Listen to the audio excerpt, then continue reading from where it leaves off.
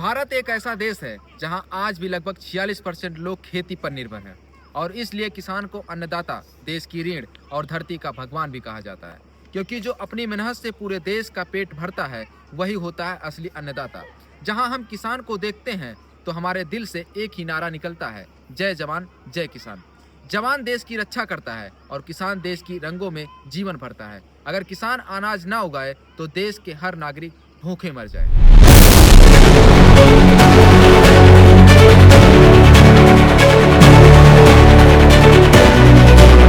नमस्कार दोस्तों, हमारा नाम देवकांत है और आप देखना शुरू कर दिए हमारा चैनल। आज हम किसानों की बात इसलिए कर रहे हैं क्योंकि राजस्थान के हनुमानगढ़ डिब्बी से एक ऐसी खबर सामने आई है जिसने देश के किसानों के मन में कई सवाल खड़े कर दिए। एक साल पहले खींची गई रेखा आज जान पर बन आई। एक साल पहले किसानों की कुछ जमीनें खरीदी गई अडानी ग्रुप के द्वारा और कहा गया कि कोई भी बड़ा काम होगा तो हर बात समय समय पर बताई जाएगी। लेकिन एक साल बाद कहानी कुछ और ही हो रही है।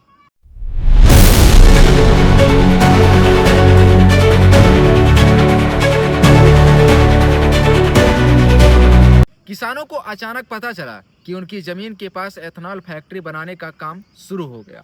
ना कोई बैठक, ना कोई बातचीत, ना कोई सूचना। किसान चौंक गए। उन्हें लगा कि उनके बिना बताए, बिना समझाए बड़े उद्योग का खेल शुरू कर दिया गया। फिर क्या था? किसानों ने विरोध शुरू किया, धरना दिया, शांति से बैठक कर की, अपनी बात रखी। उन्होंने सिर्फ एक चीज मांगी, सच्चाई और संवाद। लेकिन स्थिति तब बिगड़ी जब कंपनी की तरफ से अचानक पूरा एरिया घेर लिया गया। किसान को लगा कि उन्हें धोखा दिया जा रहा है।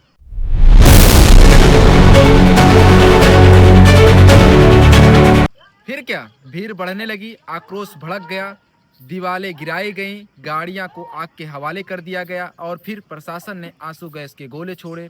देखते ही देखते मामला पूरे देश में चर्चा का केंद्र बन गया।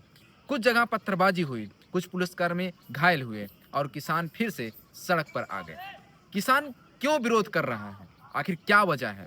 किसानों का कहना है कि फैक्ट्री लगने से स्वास्थ्य को खतरा हुआ, धुआं, केमिकल, बदबू, पर्यावरण को नुकसान हो, हवा, पानी, मिट्टी, जमीन की उर्वरत घटेगी, भविष्य की पीढ़ियां प्रभावित होंगी, गांव की शांति और जीवन का पर भी असर पड़ेगा। किसान कहते हैं कि हमारी जमीन हमारी माँ है, उसे हम कैसे खतरे में डाल सकते हैं।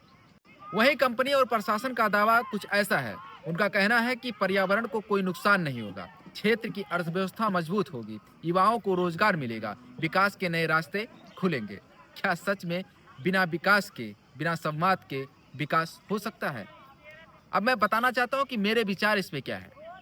किसान भारत की आत्मा। 46% लोग खेती पर निर्भर हैं और बिना किसान के देश के एक भी दिन नहीं चल सकता। विकास जरूरी है, रोजगार जरूरी है, उद्योग भी जरूरी है, लेकिन किसान के विकास, विश्वास और अधिकारों से बड़ा इस देश में कुछ भी नहीं है।